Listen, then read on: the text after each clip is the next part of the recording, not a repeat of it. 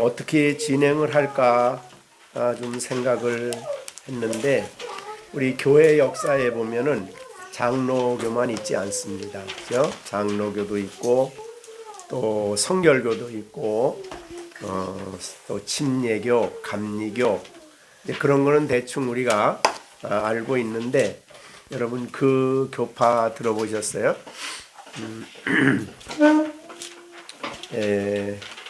퀘이커 교도들이라고 있습니다. 퀘이커 교도들이 있고 또 그 퀘이커 교도들의 예배가 아주 독특합니다. 거기는 설교자가 없어요. 교인들이 설교자입니다. 그래서 이제 성경을 읽다가 그냥 마음에 감동이 되면 그 사람이 그냥 감동받는 대로 일어나서 설교를 해요. 그 퀘이커 교도들인데요. 왜 그러냐면 모든 회중 가운데는 성령이 역사하고 계신다. 그래서 그 성령의 감동이 성령이 마음에 감동이 되면 누구나 그 본문을 가지고 말씀을 감동되는 말씀을 전하면 그것은 이제 모든 회중이 같이 나누는 그런 것이 퀘이커 교도고 그다음에 이제 회중교회라는 것이 영국에 있습니다. 되게 퀘이커 교도들은 주로 이제 네덜란드 뭐 화란 이쪽의 계통의 좀 약간 신비적인 교도들이고 회중교회는 대개 이제 영국에서 많이 있고 지금도 미국에도 회중교회들은 있습니다. 그 회중교회도 설교자가 없어요. 그러니까 회중이 다 바로 교회다. 그래서 교회 성령 안에 교회가 역사하신다고 생각을 하고 이제 설교를 누구든지 할 수 있는 그런 교단이 이제 회중교회입니다. 이게 좀 독특하긴 하죠. 그래서 다만 이제 연약한 점이 성령을 굉장히 강조하고 성령이 우리 가운데 역사하시고 이 가운데 운행하신다는 그런 데는 굉장히 강조가 되지만은 신학적으로 굉장히 이제 약해요. 집중적으로 연구하고 집중적으로 그것을 살피는 그런 부분이 없기 때문에 정통 그런 교회보다는 약간 이제 이렇게 조금 분리가 되는 그런 이제 교파인데 그래도 어떻든 그 뜨거운 마음의 감동, 감화 그리고 하나님의 성령이 내게 감동을 주셨다, 알려주셨다 이런 부분에 대해서는 우리가 좀 더 생각해 봐야 될 그런 교단이 아닌가 이렇게 생각이 됩니다.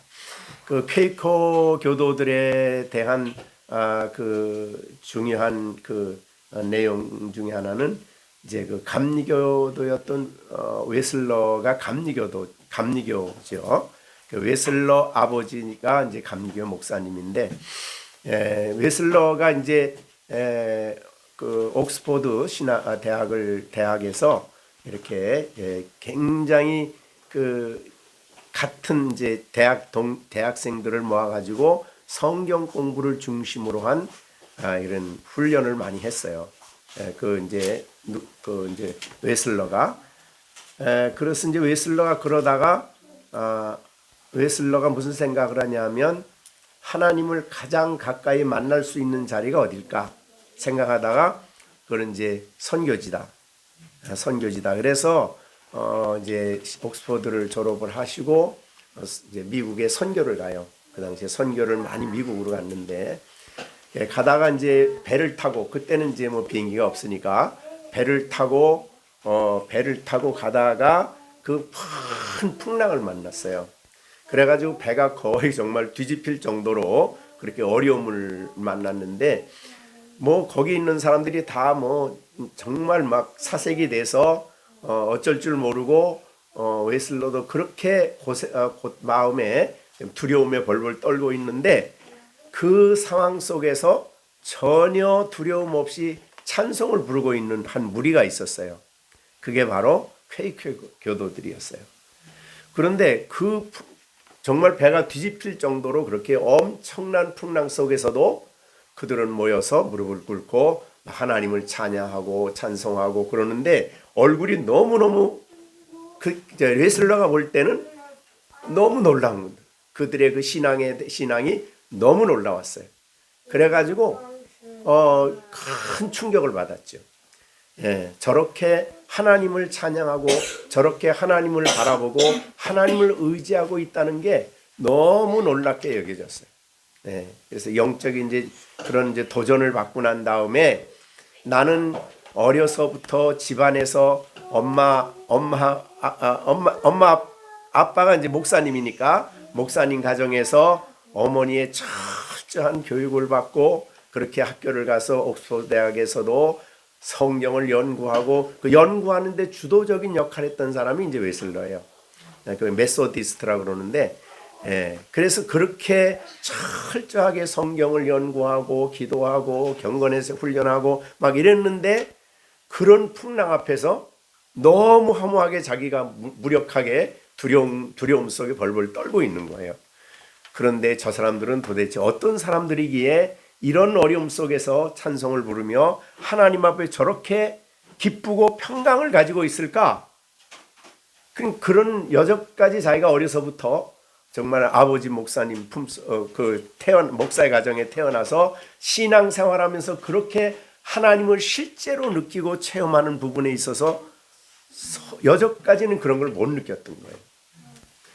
그러다 이제 그런 모습을 보고 굉장히 충격을 받고 선교지에 가서 이제 그분들하고 계속 이렇게 교제를 했어요.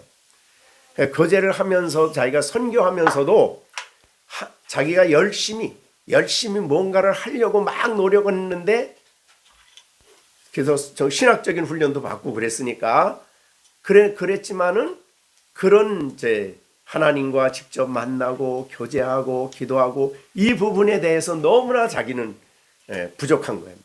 그래서 거기에 목마름을 가지고 있다가 선교지에서 너무 힘드니까 너무 힘들고 어려워가지고 사실은 선교를 포기하고 이제 자기 미국 영국으로 다시 가요.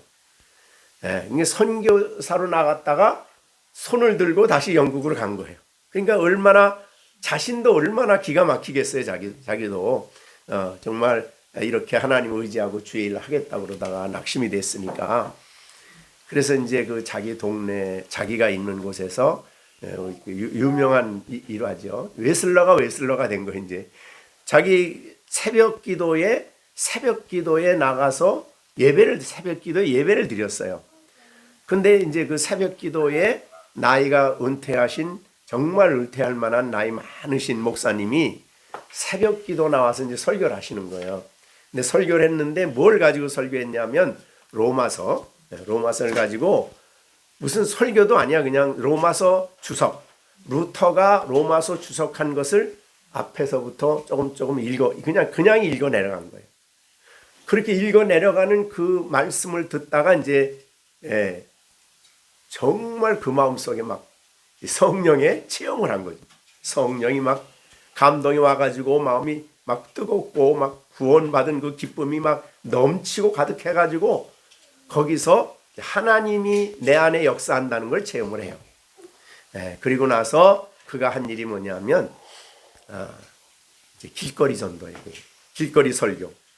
처음으로 이제 길거리에 나가서 사람들 앞에 자기가 받은 구원에 대해서 막 설교를 시작을 해요. 그래가지고 시작된 것이 이제 감리교입니다.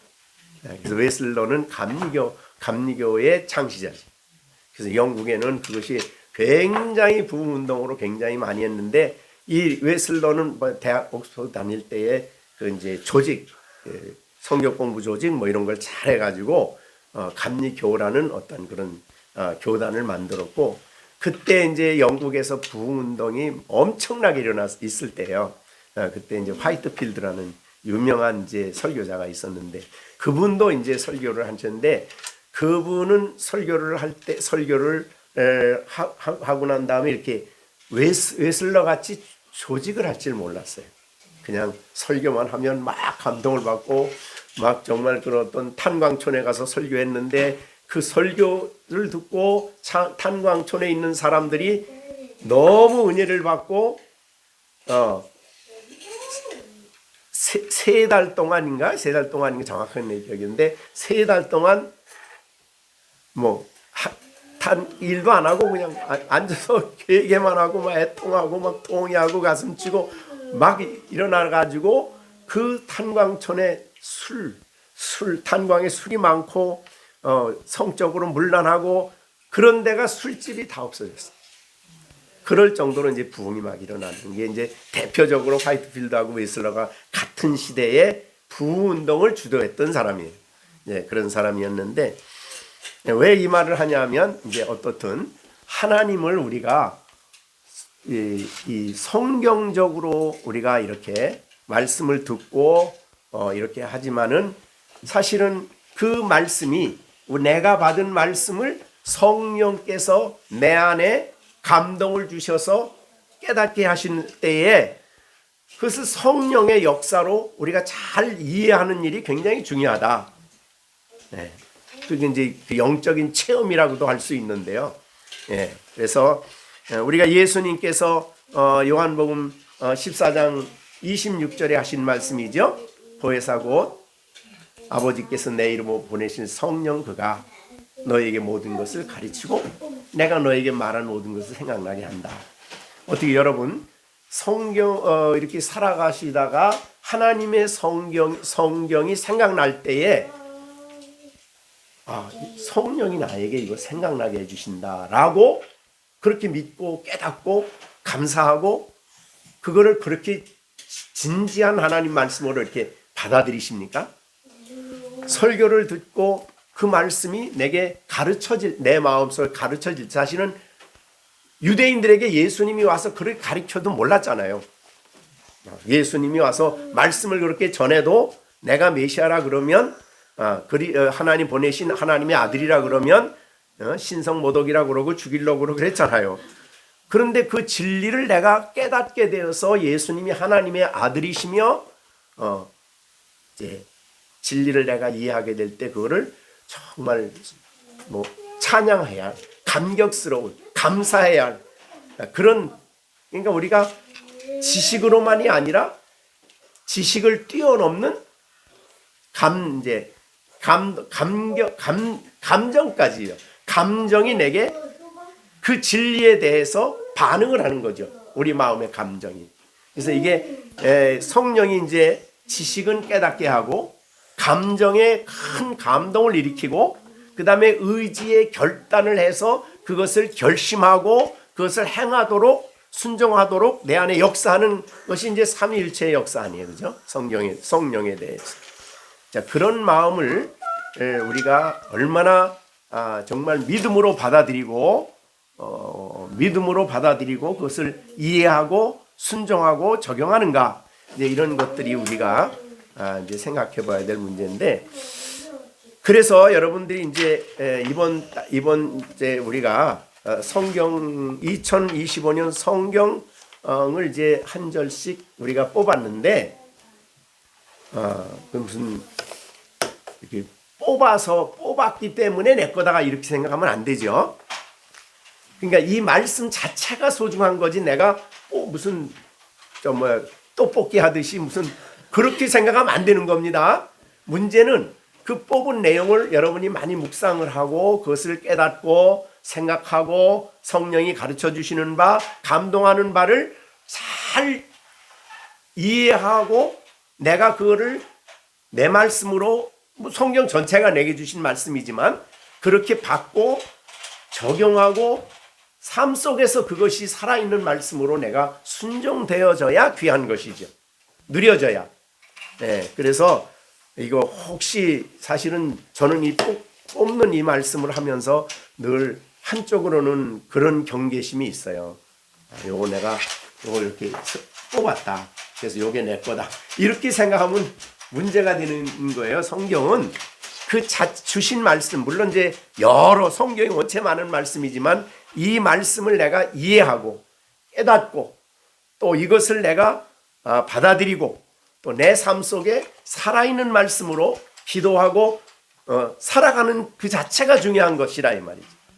네, 그렇게 여러분이 이해를 하시고, 자, 오늘은 이제 정진우 집사님, 허남희 집사님, 또 시온이, 시완이 네 식구에게 주신 성경, 한 절 한 절을 가지고 설교하려다 보니까 너무 시간이 많이 갈 것 같아서 이제 두 주에 걸쳐 다음 주에는 이제 이 짝에 김정열 집사, 더혜선 집사, 또 시령이, 시준이 이렇게 네 개를 다음 주에 이렇게 하고 이렇게 하려고 생각을 합니다.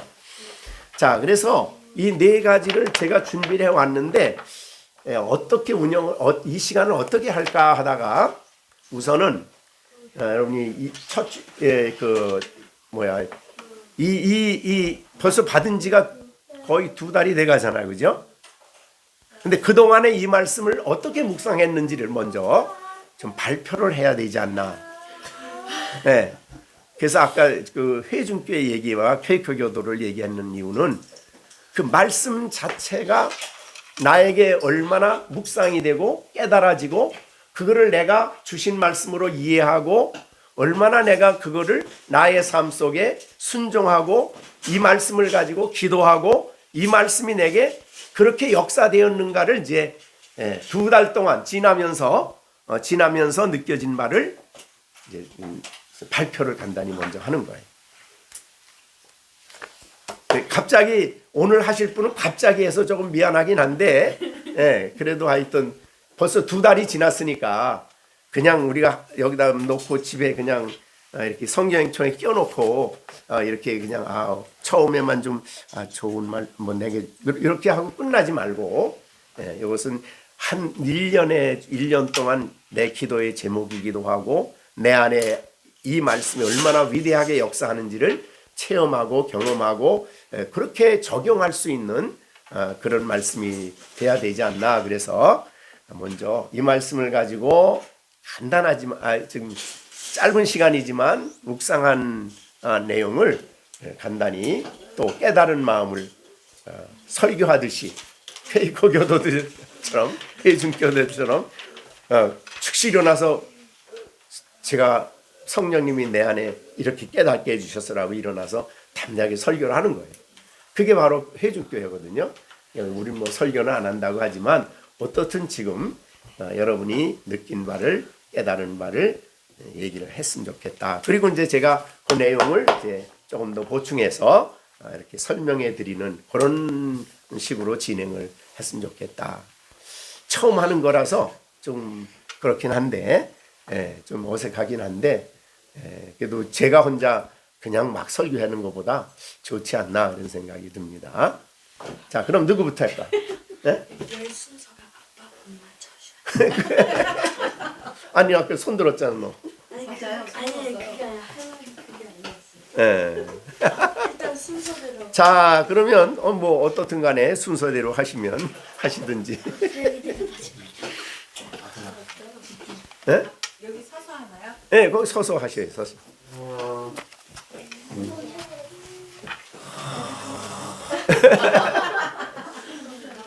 저기 정말 아까 말한 대로 회중교회는 지금도 그렇게 해요. 네, 그렇게 설교를.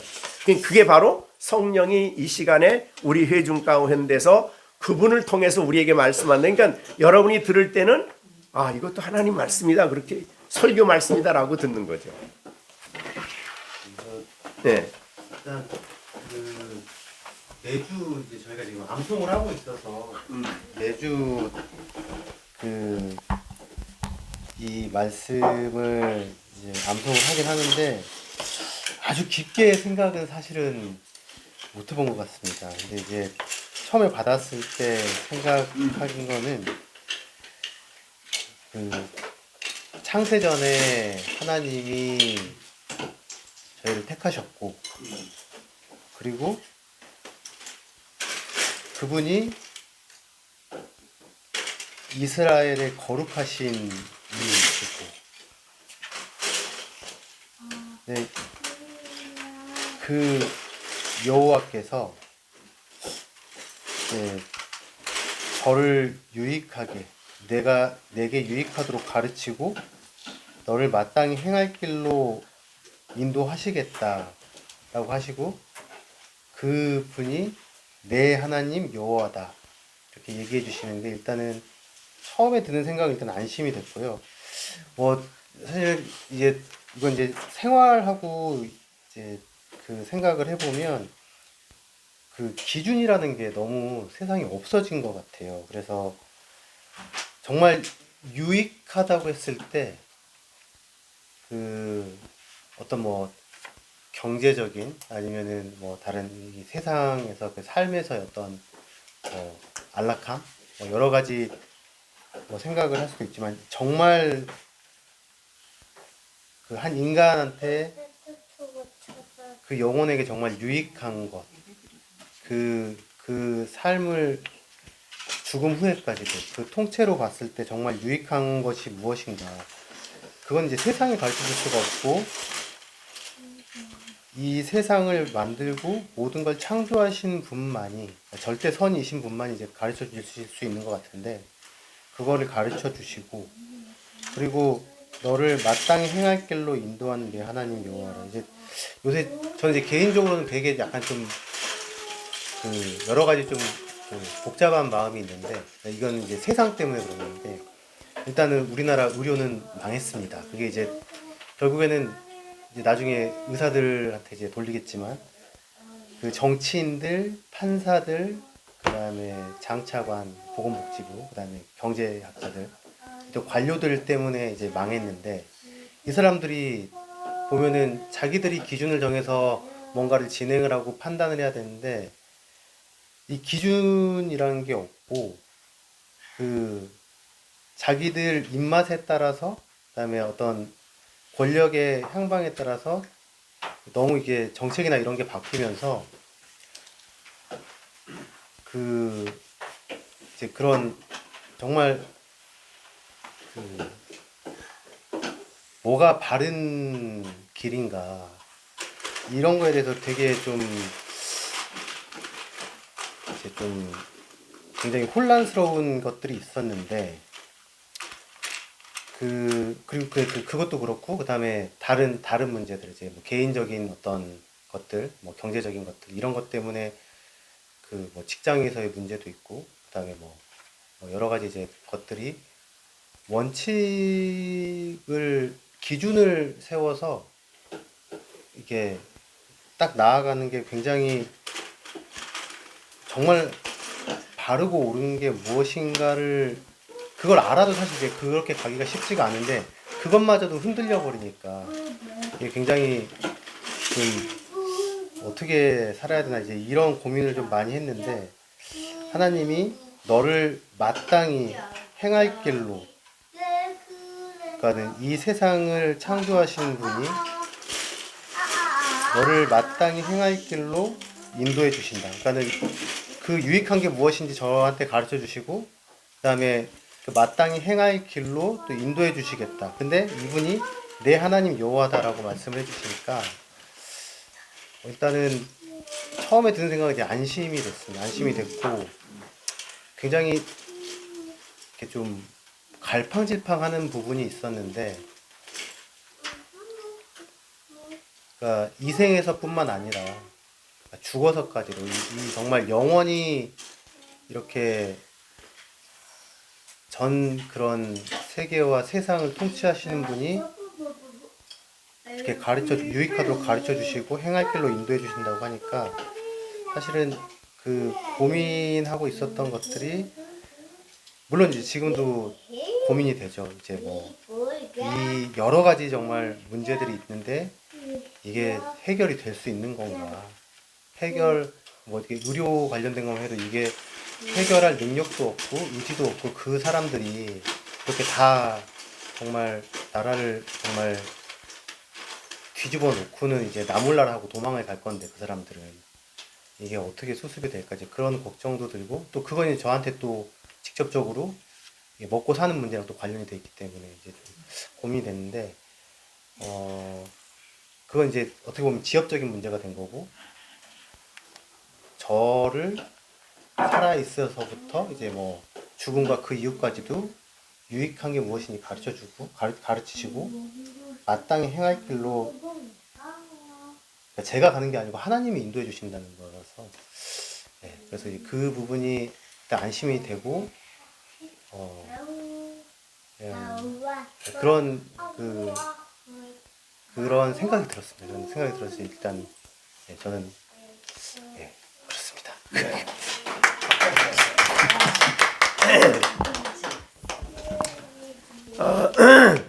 우선 오늘 본문의 그 내용 속에 우리 집사님의 그러니까 우리 모두의 하나님이 어떤 분이냐, 그렇게 얘기하면 여기에는 이제 너희의 구속자요 이스라엘의 거룩하신 이인 여호와다. 그러니까 우리의 하나님은 우리는 영적으로 볼 때 우리가 이스라엘의 참 이스라엘이죠. 우리 영적으로 보면 아브라함의 후손이 이제 이스라엘이니까 참 이스라엘입니다. 그러면 거룩하다라는 말은 우리 하나님 이제 거룩하신데 그분이 바로 우리의 하나님이시죠. 그죠? 그래서 맨 끝에 보면 내 하나님 여호와다. 나는 너의 하나님 여호와다. 그런 말이죠. 그럼 그분은 내 하나님 어떤 분이냐? 어떤 분인 것 같아요? 우선은 구속자지요. 그죠? 그래서 우리를 택하시고 우리의 죄를 위해서 독생자를 보내신 사랑의 하나님, 또 우리의 죄를 완전히 그리스도 안에서 깨끗게 하시고 우리를 구원하신 구속자. 그죠? 그러니까 여기 맨 끝에 인도하는 내 하나님 여호와, 그럼 여기 내는 이제 우리에게 적용이 되는 거죠. 그래서 우리는 나의 하나님은 어떤 분이냐라고 이제 이 본문이 보여주는 거예요. 그러면 우리 시온의 하나님 어떤 하나님이냐? 그러면 어떤 하나님이에요? 구속자다. 첫째가 구속자예요. 이 구속자라는 이 의미는 언제나 우리가 생각해도 우리가 구속한 거 아니죠. 하나님이 사랑하셔서 아들을 주시고 그리스도 안에서 우리의 죄를 다 십자가의 죽으심과 부활을 통해서 하시고 거듭나게 하시고 또 죄 속해 주시고 의롭다 하시고 자녀되게 하시고 이 모든 게 구속과 관련돼 있죠. 근데 이것이 하나님의 택하심이 먼저다. 그러니까 구속을 생각할 때마다 감사하죠. 나는 구속자라고 한 만큼 하나님은 우리가 하나님께 소중하고, 그 다음 이사야에 있는 것처럼 너는 나에게 귀하고 또 사랑스럽고 존귀하고 그런 사람이죠. 우리가 그렇게 하나님께 소중하죠. 너는 나는 너의 하나님이다. 그러면 내 하나님은 구속자다. 두 번째는 이스라엘의 거룩하신 이인 여호와께서 이르시되, 그러니까 우리 성경에는 원문에는 제일 먼저 나오는 것이 아마르란 말인데 말씀한다. 그럼 이르시되라고 하는데 그게 말씀한다는 거예요. 그러니까 우리의 구속자는 우리들에게 말씀을 하시는 분이시다. 네, 말씀. 우리에게 찾아오셔서 말을 하셔야죠. 자, 이 예배 시간에도 우리에게 말씀을 하시는 분이에요. 아마르라는 말인데 굉장히 이 자신의 아무에게나 말하는 하나님이 아니고 여기서는 특별히 구속받은 자기의 백성에게 친히 말씀하신다. 나는 말한다. 그것을 강조한 말이죠. 우리는 말씀하시는 하나님을 언제나 모시고 사는 사람이에요. 근데 그 말씀은 능력이 있고요. 그 말씀은 천지를 창조하신 말씀이죠. 그래서 고린도전서 고린도후서 4장인가요? 고린도후서 4장 6절에 보면은 어두운데 빛이 비치라 말씀하셨던 그 하나님께서 우리 마음에 그리스도 안에 있는 하나님의 영광을 아는 빛을 우리 마음속에 비춰. 그러니까 그 어두운데 빛이 있으라 하신 그거는 창세기에 나오는 말이죠. 천지 창조에. 그분이 지금도 동일한 말씀으로 우리 가운데 말씀하신다. 이것이 굉장히 중요한 말이죠. 말씀하신다. 말을.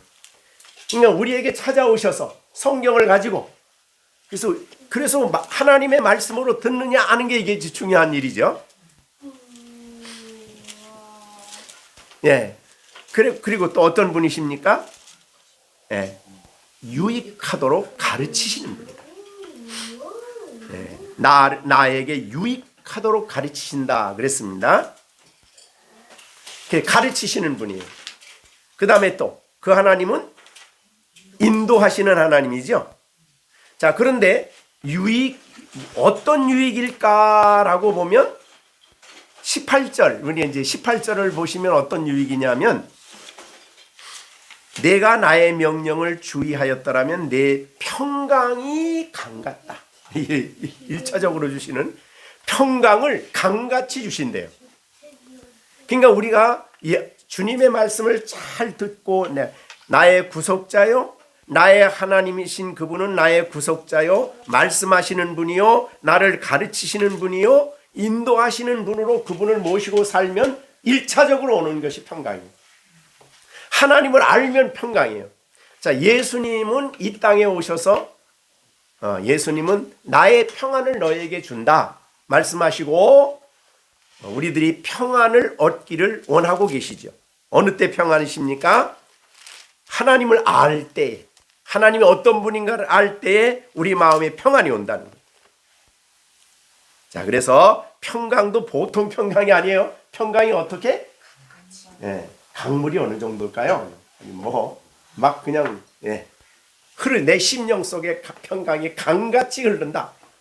이것이 굉장히 중요한 유익이죠. 엄청난 유익이죠. 그 다음에 내 공의가 바다 물결 같다. 그 말은 주님의 가르침을 따라 우리가 살아가면 내 삶 속에, 내 가는 길에 공의롭게 살아간다. 공의롭게 살아간다. 의롭게 살아가는 거죠. 근데 공의가 어느 정도냐 하면 바다 물결 같아.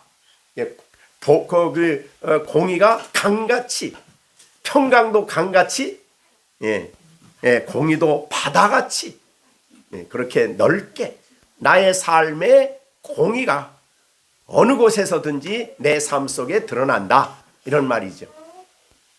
그 유익이에요. 그 다음에 또 유익이 또 뭐냐면 19절에, 여기까지는 19절인데, 내 몸에 소생에게 복을 준다. 소생의 복. 이제 구약적인 표현인데요.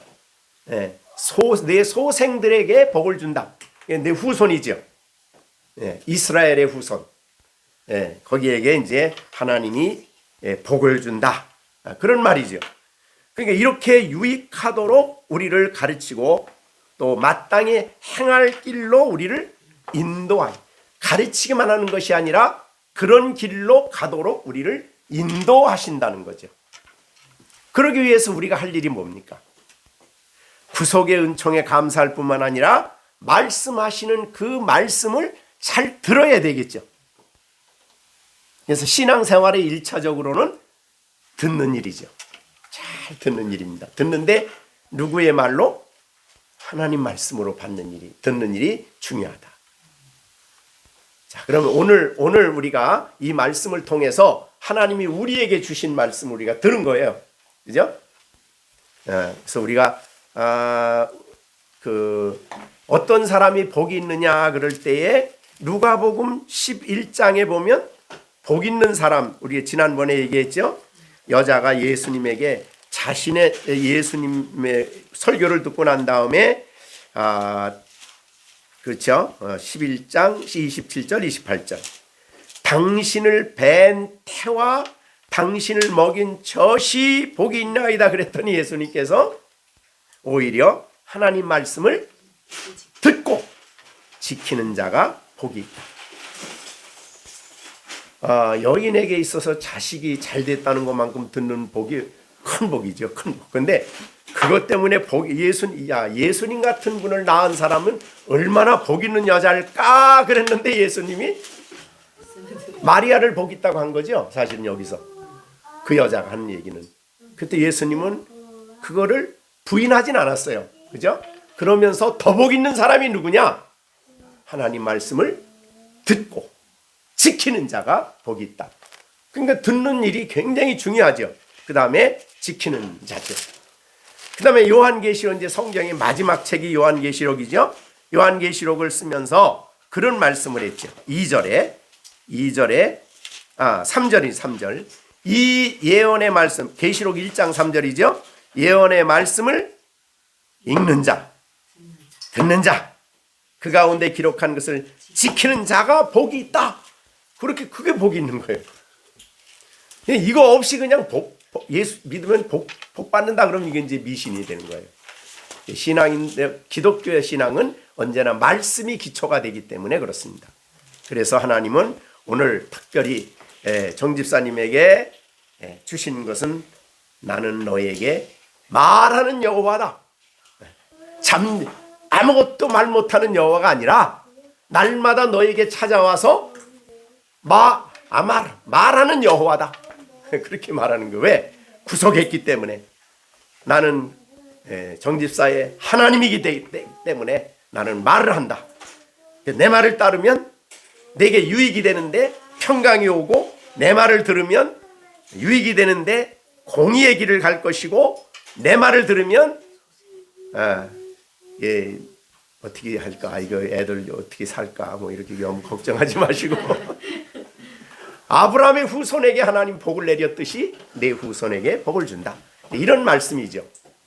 그죠? 굉장히 귀한 말씀을 주셨습니다. 네.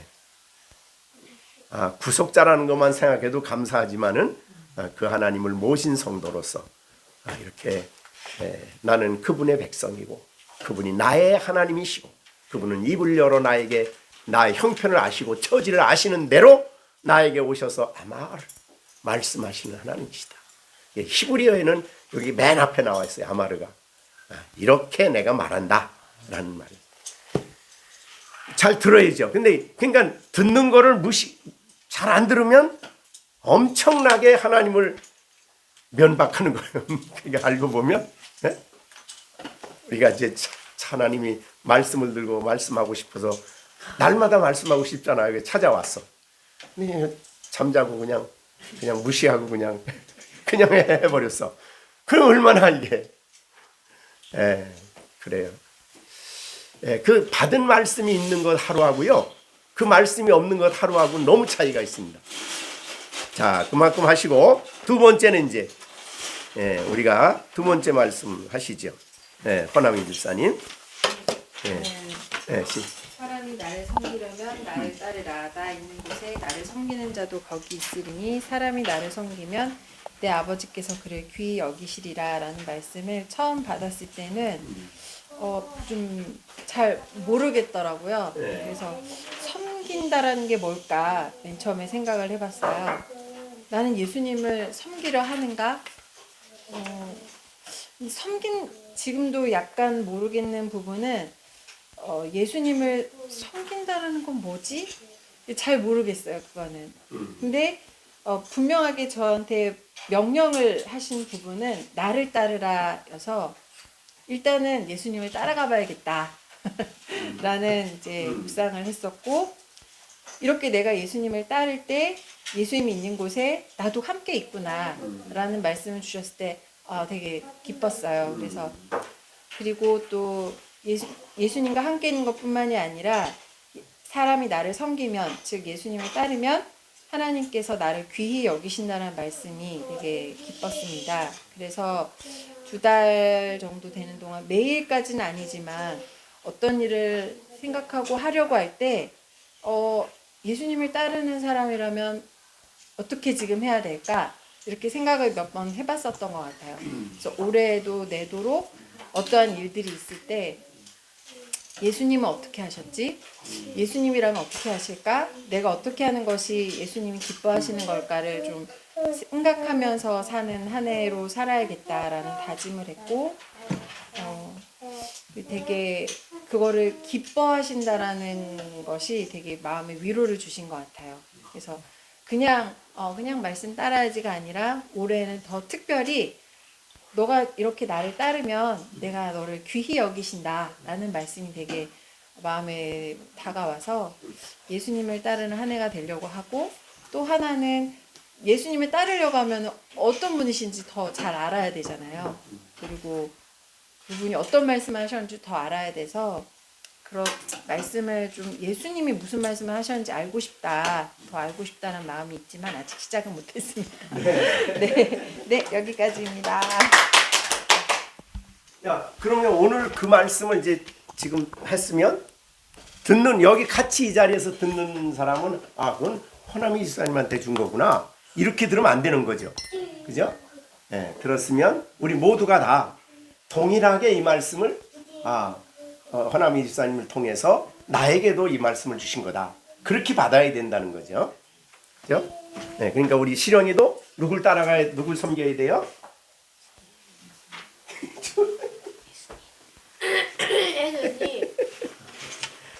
자, 어떻든 오늘 본문에 보면 짧은 한 내용 속에 섬기라는 말이 몇 번 나와요?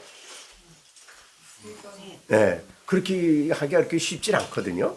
한 구절 속에 나를 섬긴다는 말이 3번 나와요. 얼마나 이걸 강조하셨는가를 알 수 있죠. 네, 나를 섬겨라 하는 말을 3번 강조했다. 성경에서 이렇게 강조하기가 쉽지 않거든요. 네, 그래서 그만큼 소중한 말씀을 지금 하신 거예요. 네. 자, 그러면 섬기란 말은 우리가 이제 이렇게 하고 난 다음에 성경을 본 사람은 그 한 말만 가지고는 정의하기가 어렵잖아요. 그럴 때 우리가 요거 한 구절 가지고 하기가 어려우면 이제 성경을 전체적으로 보려고 이 폭을 넓혀야 돼요. 자, 쭉 넓히는데 제일 섬기라는 말을 제일 많이 심각하게 한 사람이 누구냐면 여호수아입니다. 여호수아 23장에 보면 마지막 이제 여호수아 그에 의해서 가나안 땅에서 이제 모든 게 다 사명이 맞춰졌어요. 그래서 기업을 다 나눠주고 난 다음에 도피성까지 다 만들어주고 난 다음에 요단강 동편에 있던 두 지파 반 지파도 보내고 난 다음에 마지막으로 여호수아가 이스라엘 백성들을 모아놓고 지도자들을 모아놓고 강조해서 한 말이 있어요. 자, 그게 뭐냐면 여호수아 한번 보겠습니다. 24장 마지막 장인데요. 24장 거기 보면 이제 어디서부터 하냐면 1절부터 쭉 설교를 해요. 쭉 설교를 하면서 다른 신 섬기지 마라. 이 말을 이제 2절에서 하시고 이어서 너희는 오직 여호와만을 섬겨라. 이런 이제 도전을 하는 거예요. 우리가 이 시간 다 읽을 수는 없지만 자 15절 보겠습니다. 만일 여호와를 섬기는 것이 너에게 좋지 않게 보이거든 너희 조상들이 강 저쪽에서 섬기던 신들이든지 또는 너희가 거주하는 땅에 있는 아모리 족속의 신들이든지 그러니까 애굽에 있는 신들이든지 아모리 족속의 족속이 섬기는 신이든지 너희가 섬길 자를 오늘 택하라. 오직 나와 내 집은 여호와를 섬기겠노라. 이렇게. 그러니까 사실은 신앙생활의 전부를 요약한 말이라고 볼 수 있어요. 섬긴다는 말. 그죠? 너희는 섬길 자를 택하라. 그랬더니 오늘 오직 나와 내 집은 여호와를 섬기겠다라고 단호하게 여호수아가 나만이 아니에요. 나와 내 집은. 네, 그렇게 이제 얘기를 하고 이어서 계속 나갑니다. 그러자 이스라엘 백성들이 지도자들이 18절에서 여호와께서도 모든 백성과 이 땅에 거주하는 아모리 족속을 우리 앞에서 쫓아내셨습니다. 그러므로 오늘도 여호와를 섬기리니 우리도 여호와를 섬기리니 그는 우리의 하나님이 되실 겁니다. 이건 이제 이스라엘 백성의 지도자들이 한 얘기예요. 그 다음에 이제 여호수아가 백성들에게 얘기합니다. 19절부터 쭉 설교하시면서 21절에 백성이 여호와께 말하되 아니니이다. 우리가 여호와를 섬기겠나이다 하시는지라. 그래가지고 이제 이스라엘 백성에게 서약을 시킵니다. 27절 모든 백성에게 이르되 보라 이 돌이 우리에게 증거가 됐다.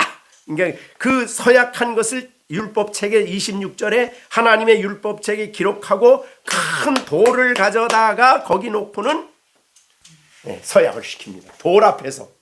왜 돌 앞에서 할까요? 돌은 지워지질 않아요. 돌이 항상 증인이 되는 거야. 그래서 돌 앞에서 증거를 시켜요.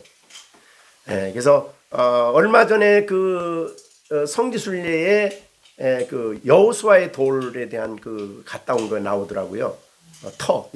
제단, 여호수아의 제단. 지금도 에발산에 가면은 여호와의 제단이라는 곳이 있어요. 그러니까 거기다 제단을 쌓아놓고 돌을 놓고 서약을 시킨 거예요.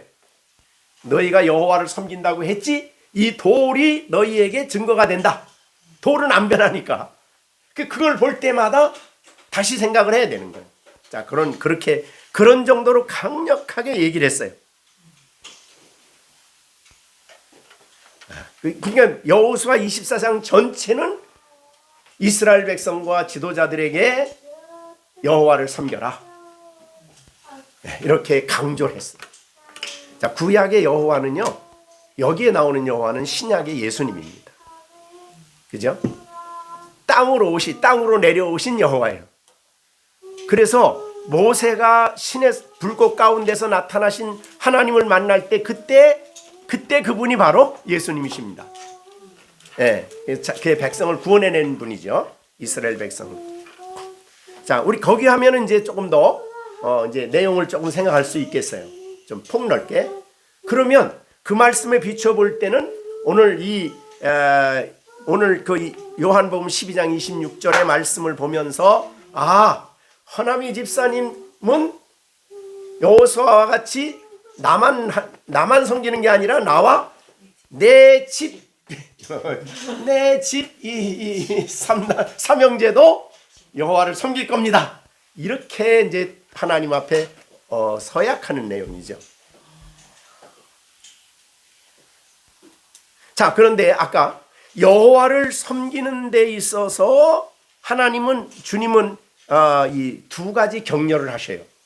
격려. 첫째 격려는 뭐냐면 나 있는 곳에 나를 섬기는 자도 있다. 그러니까 여호와를 섬기는 사람의 삶 속에는 누가 같이 있느냐면 주님이 함께 계셔요. 그게 이제 함께 계신다는 놀라운 위로죠. 격려입니다. 여러분이 여호와를 섬기면 어떤 자리에 가든지 어디에 있든지 주님이 함께 계시는 거죠. 함께 계셔서 도와주시고 형통케 하시고 역사하시죠. 그래서 우리가 요셉이 저기 애굽에 종으로 가 있었지만은 요셉 혼자 있지 않았어요. 누가 같이 있었어요? 여호와 하나님이 함께 계셔서 하는 일마다 형통케 해서 나중에 30살에 되어서 애굽의 총리가 되는 거예요. 그러니까 혼자 가도 어떤 자리에 있어도 그죠? 여호와를 섬기는 자와는 함께 계신다. 이 얼마나 큰 위로죠. 그 다음에 두 번째 격려입니다. 그건 뭐냐면 사람이 나를 섬기면 내 아버지께서 그를 귀하게 여기신다. 사실 하나님이 귀하게 여겨야 진짜 귀한 거예요. 이 세상에 가장 큰 어느 책에서 내가 방금 기억은 안 나는데 이 세상에 가장 큰 죄는 뭘까? 뭐 다 크지만은 어떻든 사람이 이 땅에서 지을 수 있는 하나님 백성의 가장 큰 죄를 어느 분이 그렇게 얘기했더라고요. 인생을 낭비하는 것이다. 하나님이 너 이렇게 살아라 그러고 평생을 주셨는데 하나님 보실 때는 쓰레기 같은 일을 평생 하다가 하나님 보실 때는 아무 가치가 없는 거야.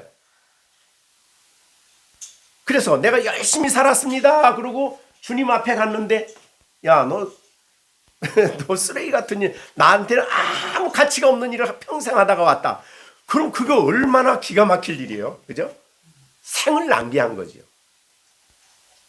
그러니까 문제는 우리가 하나님이 귀히 여기시는 일을 해야 된다는 거죠.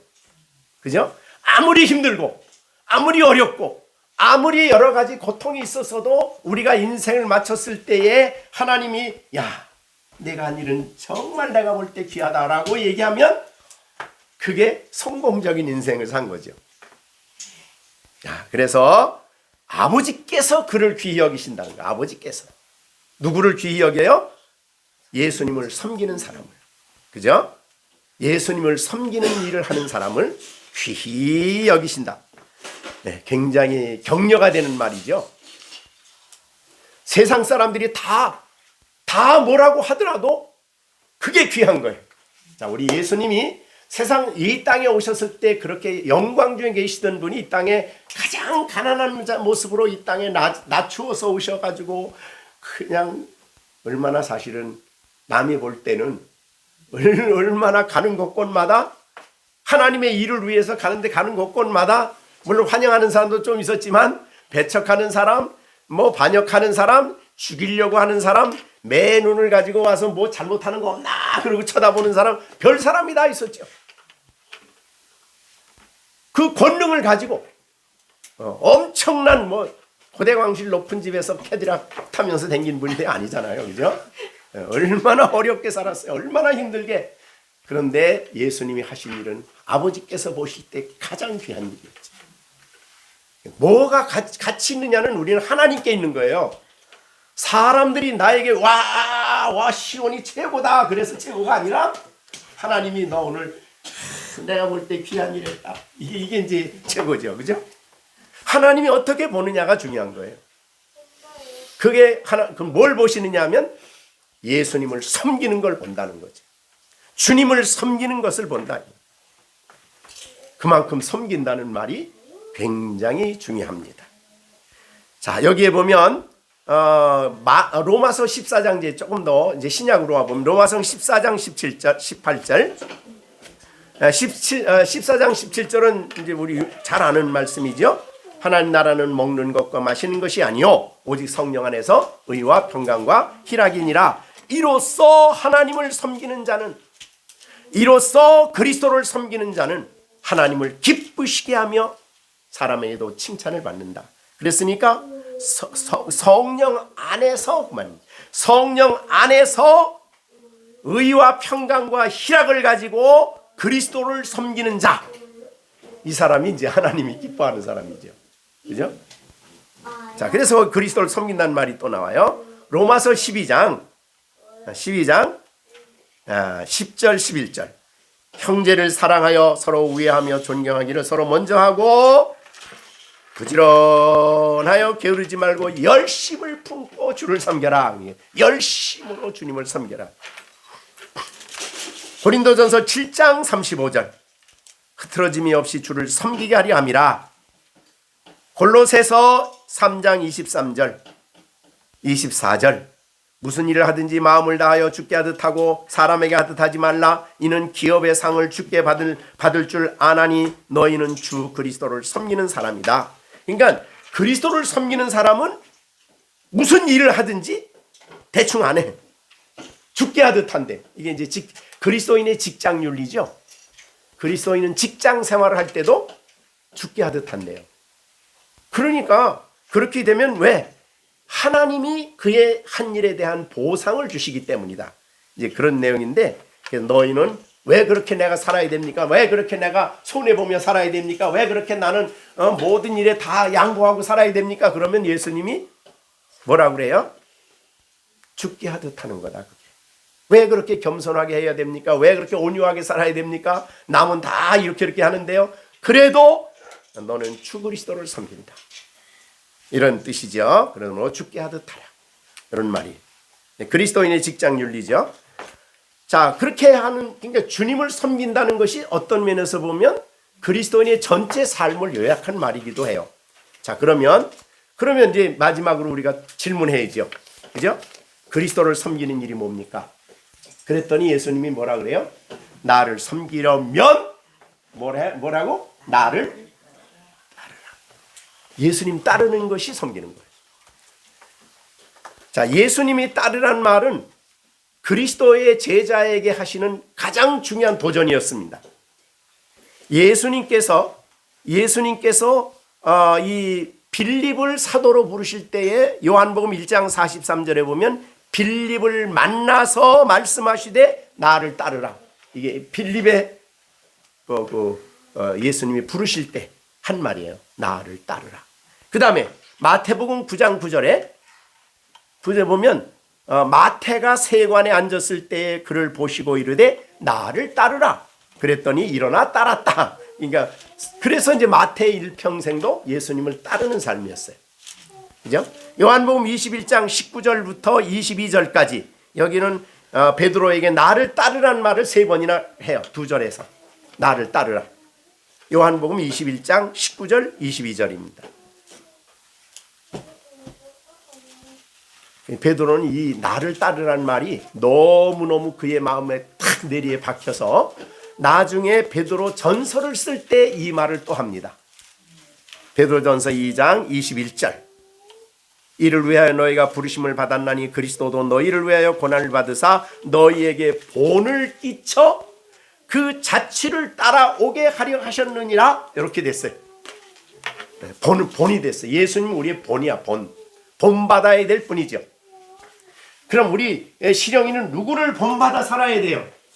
그렇죠. 예, 그러니까 본받으려면 그분을 알아야 돼. 그죠? 그분이 어떤 분인가를 알아야 돼요. 왜 내가 이렇게 손해봅니까? 그러면 안 돼요. 예수님은 어떠한 본을 보여주셨느냐. 사실은 성경에 나오는 예수님은 우리에게 모든 면에 본을 보여주신 분이십니다. 그래서 나를 따르라. 그리스도의 제자에게 한 말이죠. 결국 예수님을 섬기라는 뜻은 주님을 따르는 일이에요. 따르려면 그분과 교제가 있어야 되고요. 따르려면 그분을 알아야 됩니다. 본받으려면 그분을 알아야 되죠. 그죠? 예. 그거 성화라고 그래요. 그걸 다른 말로 성화. 예. 그래서 우리가 고린도 전서 3장, 고린도 후서죠. 후서 3장 18절에 보면 우리가 다, 그죠? 수건을 벗은 얼굴로 거울을 보는 것 같이 주의 영광을 보매 그와 같은 형상으로 변화하여 영광에서 영광에 이르니 곧 주의 영으로 말미암으니라. 그러니까 예수님을 성경을 통해서 그 영광을 보는 거예요. 예수님을 우리가 알아야 돼요. 그래서 성경을 통해서 예수님 알아야 돼요. 그래서 예수님을 닮아가는 거예요. 예수님의 성품을 닮아갑니다. 우리가 어린아이들이 태어날 때 갑자기 예수님 닮는 거 아니에요? 예, 예수님과 가까이 해서 예수님을 성경을 통해서 봄으로써 닮아갑니다. 이게 따라간다는 의미예요. 결국은 행함을 의미하기도 하지만 전 인격도 본받아야 되고 따라가야 됩니다. 그래서 성경의 모든 걸 말할 때 그 말을 알죠? 우리가 인내하라 그럴 때 성경은 그냥 오래 참아라 그러지 않고 예수님이 너희를 오래 참으신 것처럼 참아라 이렇게 얘기를 하죠. 모든 게 성경은 전부 다 우리에게 본을 보이신 예수님과 연관되어 있습니다. 그러니까 행동도 그렇지만 우리의 전 성품이나 모든 면에 예수님을 닮아야 됩니다. 자, 그러면 오늘 허남이 집사님에게 주신 이 말씀은 허남이 집사님에게만 적용된 말이 아니에요. 우리 모든 공동체에 하나님이 주신 소중한 말씀이죠. 누굴 따르라? 예수님을 따라야 되죠. 누굴 섬겨야 돼요? 예수님을 섬겨야 됩니다. 나를 섬기는 자. 어떤 보장이 있어요? 그가 있는 곳에 나도 같이 있다. 그 다음에 내가 하는 일을 내가 아버지께서 귀하게 보신다. 그거야말로 우리 인생의 가치예요. 아까 말한 것처럼 나는 열심히 살았어. 그래서 돈도 많이 벌어놨어. 근데 성경에 보면은 나발이라는 사람이 있어. 나발. 돈 엄청 많아요. 돈이. 막 양도 많고 막 부자야. 그 전 유다 지파에서 그 지역에서 최고 부자야. 근데 하나님 보실 때는 아무런 가치가 없이 살았어. 그 재산을 가지고. 네. 그러니까 우리가 어느 것이 귀하냐, 어느 것이 소중하냐 하는 것은 언제나 하나님이 귀하게 보시는 거예요. 근데 그게 뭐냐면 예수님을 섬기는 일이요. 섬기는 방법은 어떻게 하는 것입니까? 예수님을 따라가야 된다는 거예요. 아주 귀한 말씀을 주십니다. 자, 그 다음에 이제 오늘 시온이 잠언 10장 1절. 저는 승로원의 자원이라 지혜로운 아들은 아들을 기쁘게 하거니와 미련한 아들은 어미의 근심이 일하는데 저번에도 뭐 아비의 매를 어쩌고저쩌고 말씀이 나왔는데 이번에도 약간 그런 말씀이 나왔거든요. 그래서 살짝 실망은 하진 않았는데 살짝 슬펐고 그리고 아빠를 기쁘게 해야겠고 엄마의 근심이 안 돼야겠다고 생각했어요. 어떻게 해야 돼요, 그럼? 엄마 말씀을 지켜야 돼요. 지혜로운 아들이 되고 미련한 사람이 돼서는 안 되겠죠. 네. 근데 지혜로운 사람은 어떤 사람이 지혜로운 사람이에요? 예? 그 이제 그걸 알려면 그러니까 성경의 그 단어 자체는 뜻은 잘 모르잖아요, 그죠? 네. 그런데 이제 성경 잠언 다른 데를 찾아보면 이제 지혜가 뭔지 얘기해요. 다르게 판단하는 거? 네, 아니 그건 이제 예. 자, 잠언 13장 1절에 보세요. 잠언 13장. 우리 10장 했으니까. 자, 10장 5절부터. 5절부터. 여름에 거두는 자는 지혜로운 아들이라 그랬어요. 그죠? 그렇죠. 여름에 거둔다는 의미는 뭐냐면 여름에 거두기 위해서는 유대 땅에서 농사해요. 우리나라하고 좀 다르죠. 봄에 부지런히 농사를 잘 지어야 돼. 지어놔야 돼. 그래야 여름에 거두는 일을 할 수 있어요. 거둘 때 없는 사람은 미련한 사람이죠. 그렇게. 그래서 10장 5절 하반절에 보면 추수 때 자는 자는 부끄러움을 끼치는 아들이다. 그렇게 잠언 10장 5절에 써. 이 말을 우리말로 쉽게 번역을 하면 의미를 번역하면 야, 너 내가 할 일을 열심히 해. 그죠? 최선을 다해. 그러니까 우리가 이번에 그러니까 우리가 시준이하고 시온이가 지혜로운 아들이 되려면 뭐 어떻게 해야 돼요? 학생으로서 열심히 해야죠. 그죠? 네, 그게 바로 지혜예요. 그 다음에 또 하나. 잠언 13장 1절. 지혜로운 아들은 아비가 하는 말을 훈계를 잘 듣는데요. 그게 지혜로운 아들이에요. 다시 우리 시온이 어떻게? 지혜로운 아들이 뭐라고? 아버지가 하는 훈계를 잘 듣는 거죠. 자, 그 다음에 거만한 자는 꾸지람을 들을 때에 그걸 귀 기울이 안 들어. 그건 거만한 아들이요. 자, 그 다음에 15장 20절 잠언 15장 20절 지혜로운 아들은 아비를 즐겁게 하여도 미련한 자는 어미를 업신여긴다. 그 다음에 잠언 28장 7절 28장 7절입니다. 율법을 지키는 자는 지혜로운 아들이야.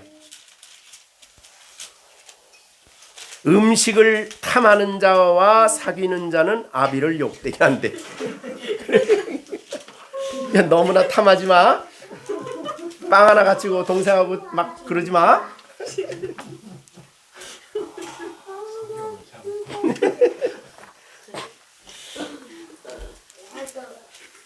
자, 그런데 잠언에서 나오는 지혜는 히브리어로 하캄이라는 말인데 하캄. 그런데 그 말은 호크마라고도 해요. 이제 명사로 쓸 때는 그 지혜라는 말을 성경에서는 여성 명사로 써요. 희한하죠? 여성으로 써. 여성. 그 말은 뭐냐면 지혜는 여성으로 쓰는 중요한 이유는 어느 주석에 보니까 그렇게 했더라고요. 사랑을 해라. 그러니까 지혜를 사랑을 해라. 그러니까 남자가 요때 쓰는 단어는 그 이제 처음 결혼한 신랑 신부에게 쓰는 여성 명사래요. 그래서 이 말은 뭐냐면 처음 결혼해서 엄청 둘이 사랑을 해. 그 아가서에 나오는 거죠. 아가서에 나오는 그런 사랑으로 지혜를 사랑해라. 이런 말이. 그러니까 지혜를 귀하게 여기고 지혜를 소중하게 여기고 사랑하고 지혜를 이제 잠언에 보면 지혜를 높이고 지혜는 진주보다 귀하고 지혜는 금보다 귀하고 지혜에 대해서 엄청나게 칭찬을 해요. 그러니까 잠언 전체는 지혜서예요. 그래서 그래서 여성 명사를 썼다는 게 이제 의미가 있어요.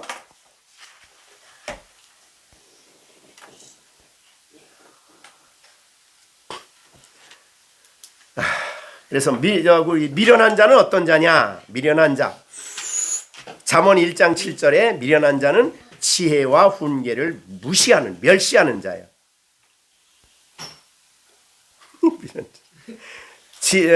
잠언 1장 22절 미련한 자는 지식을 미워한대요.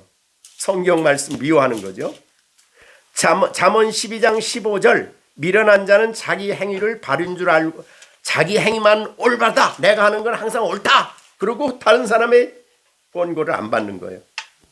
미련한 자는 분노를 당장 나타낸대요. 그러니까 우리가 저기 기분 안 좋다고 그래서 갑자기 얼굴을 이렇다 해서 화가 확 나가지고 시준이한테 화를 확 내면 그 무슨 자라 그게? 미련한 자예요. 자기 마음을 절제할 줄 모르고 화가 날 때 확 화를 내버리는 거. 그게 미련한 자예요. 당장 분노를 드러낸대. 안 되겠죠? 예, 미련한 자는 미련한 자는 엄마가 어때요? 어미의 뭐가 돼요? 그래서 화가 나가지고 하고 시준이하고 막 싸우면 엄마가 어때요? 엄마의 근심이 돼. 참 성경 앞에는 우리가 너무 놀랍지요? 그 다음에 잠언 13장 19절에도 미련한 자는 악에서 떠나기를 싫어한대. 너 그거 하면 안 돼. 근데 싫어. 나 하고 싶어. 악을 계속 하고 싶은 거야. 그래서 다른 사람이 너 그거 하면 안 돼. 그럼 떠나야 되는데, 나쁜 줄 알고 떠나야 되는데 그거 안 떠나. 그게 미련한 자예요.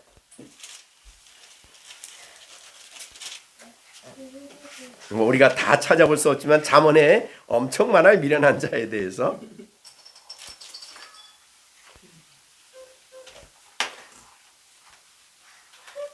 잠언 20장 3절. 미련한 자마다 다투기를 잘한대. 미련한 자는. 그 다음에 잠언 24장 9절. 미련한 자의 생각은 죄다. 죄악된 생각을 한다는 거죠.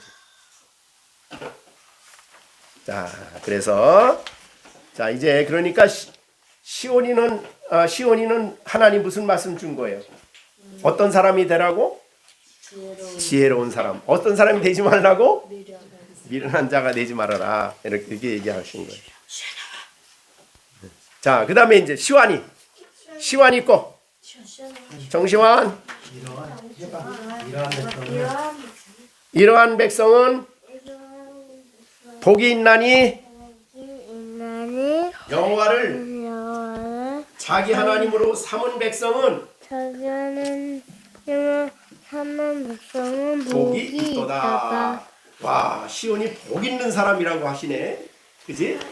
네, 그래서 여기는 복 있는 사람. 어떤 사람이 복이 있냐? 여호와를 자기 하나님으로 삼는 백성은 복이 있다.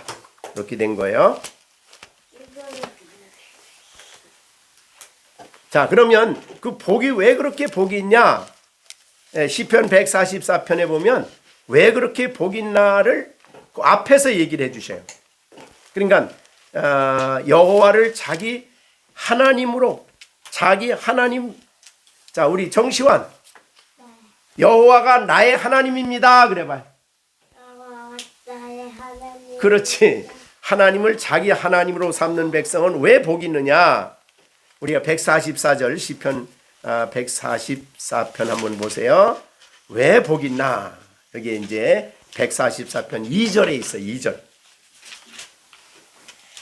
여호와는 나를 사랑하시며 나의 사랑이시고, 그 다음에 나의 요새고, 나의 산성이고, 나를 건지시는 이고, 나의 방패가 되시고, 또 내가 그에게 피한다는 말, 의지한다는 말이에요. 그가 내 백성을 내게 복종하게 하신다. 이게 이제 다윗의 시기 때문에, 그건 왕이었죠. 왕이었기 때문에 그 뒷말을 했는데, 어떻든 그는 여호와는 나의 사랑이시고 나의 요새란 말, 요새가 뭐예요? 그 안에 들어가 있으면 안전하죠. 나의 산성도 나를 보호하고 지키는 거죠. 나를 어려운 곤경에서 건져주시는 분이시고, 원수 마귀가 나에게 화살을 쏠 때 나를 방패로 막아주시고 그렇게 하신다. 이게 쭉 이제 계속 쫙 내려오면서 이런 여러 가지 말씀들을 하셔요. 그러니까 1절부터 14절까지 이런 하나님이 나의 하나님 된 사람은 복이 있다는 뜻이에요. 그죠? 하나님 어떤 하나님이냐? 네, 그것에 쭉 나오고 나중에 봅니다. 어떻든 오늘 시완이는 하나님이 시완 누구의 백성이에요? 하나님의 백성이죠? 네. 한번 따라해 봅니다. 여호와는 나의 하나님입니다. 나는 여호와의 백성입니다. 와, 됐어요. 복 있는 사람이야. 그러면 정시환이는 어떤 사람이라고요? 복 있는 사람, 행복한 사람. 네, 그렇습니다. 자, 오늘 여기까지만 하시고, 자, 오늘은 이렇게, 다음 주에는 이제 또 네 측에 있는 분들 이제 하시고, 그렇게 하셔서 오늘 우리의 이 가운데서도 주님이 성령이 역사하셨고 또 우리의 깨달음을 주시고 감화를 주셨습니다. 기도하겠습니다. 하나님 아버지 감사를 드립니다. 저희들 오늘도 이렇게 모여서 2026년 받은 말씀을 묵상하고 살피고 또 우리에게 적용하고 우리가 살아가는 데 꼭 필요한 말씀으로 순종함으로 말씀이 주시는 복을 우리가 누리게 하여 주시옵소서. 우리 모든 열린샘 식구들의 마음속에 놀라우신 하나님이 베풀어 주시는 이 말씀을 따라가고 순종함으로 평강이 강같이 흐르게 하여 주시고 공의가 바다 같게 하는 복된 삶을 살게 하시며 우리 자손들이 이 땅에 큰 하나님의 복을 누릴 수 있도록 은총 베풀어 주시고 우리 모두가 엘린샘 식구들 모두가 여호와 하나님을 예수님을 섬김으로 정말 주님을 따라가는 삶을 삶으로 하나님 보시기에 귀하게 여기는 삶 그리고 어디를 가나 주님이 함께 계셔서 역사하시는 삶을 살아갈 수 있도록 복 내려 주시고 우리 모두가 다 어린아이들은 이 땅에 사는 동안에 미련하지 않고 지혜 있는 사람들이 되게 하여 주시고 정말 여호와 하나님을 나의 하나님으로 삼음으로 복 있는 백성으로 살아갈 수 있도록 역사해 주시옵소서. 예수님의 이름으로 기도하옵나이다. 아멘. 축도하겠습니다. 이제는 우리 주 예수 그리스도의 은혜와 하나님 아버지의 크신 사랑과 성령의 교통하시며 감화하시며 지혜 주시며 역사하시니 오늘도 주의 말씀을 마음에 품고 또 순종할 것을 다짐하는 우리 열린샘 모든 식구들 가운데 이제로부터 영원토록 함께 계실지어다. 아멘.